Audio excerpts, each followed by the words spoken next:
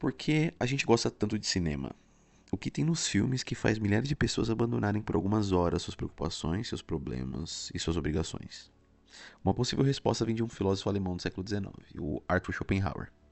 Fala galera, eu sou o Vinícius, esse é o cara da locadora. Pra gente entender melhor a ideia dele, a gente precisa voltar um pouquinho no tempo e entender um pouco da ideia do Immanuel Kant. Em Crítica da Razão Pura, o Kant argumenta que todo o conhecimento que a gente obtém da realidade vem dos sentidos. Então, existem dois mundos, o dos fenômenos e o mundo numênico. Quê? Basicamente, segundo ele, quando a gente observa um objeto, como por exemplo uma barra de chocolate, a gente sabe que é uma barra de chocolate porque a gente pode comer ela, a gente pode cheirar ela, a gente pode sentir ela na mão, ou seja, a gente consegue aplicar nossos sentidos na barra de chocolate. Contudo, segundo ele, essa mesma barra de chocolate pode ter vários outros aspectos que a gente não consegue perceber através dos nossos sentidos. Por exemplo, saindo da barra de chocolate, existem cores que a gente não observa, existem frequências sonoras que a gente não observa, ou seja, pode existir várias coisas da natureza que a gente não observa devido aos nossos sentidos limitados.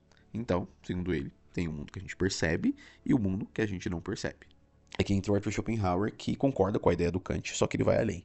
Ele acredita que existe uma maneira de acessar diretamente essa realidade profunda, essa essência da natureza. E isso acontece dentro de nós mesmos. Mas, ó, uma observação importante.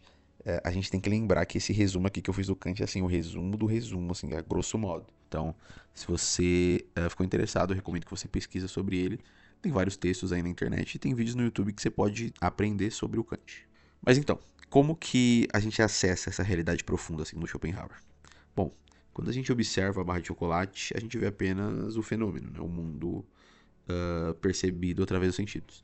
Mas quando a gente observa nós mesmos, a gente encontra impulso, desejo, medo, ambição, carência, vontade. A gente sente constantemente uma força que nos empurra para frente, que nos faz buscar algo, conquistar algo, evitar algo. Essa força, para o Arthur Schopenhauer, é a própria essência da natureza. Ele nomeia isso simplesmente de vontade. Segundo ele, a vontade não é uma decisão racional. Ela não tem um objetivo final. Ela é um impulso cego e incessante. E justamente por isso ela também é a fonte do nosso sofrimento.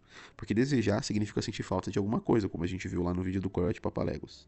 Então, quando conseguimos o que queremos, a satisfação dura pouco.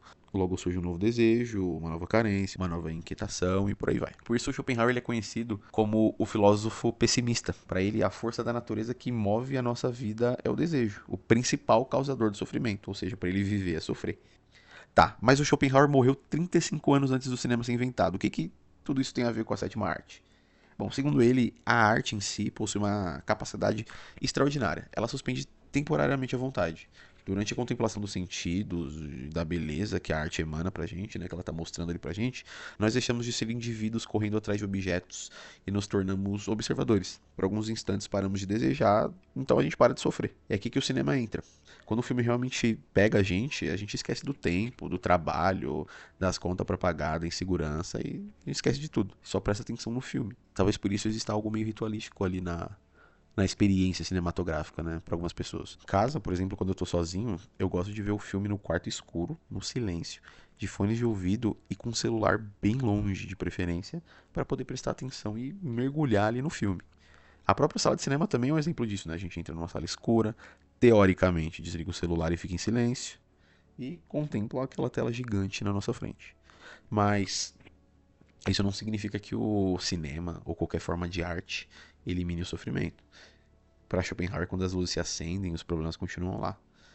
Então, basicamente, durante algumas horas, a gente consegue parar de sofrer e experimentar o que Schopenhauer chamaria de a forma mais pura de liberdade.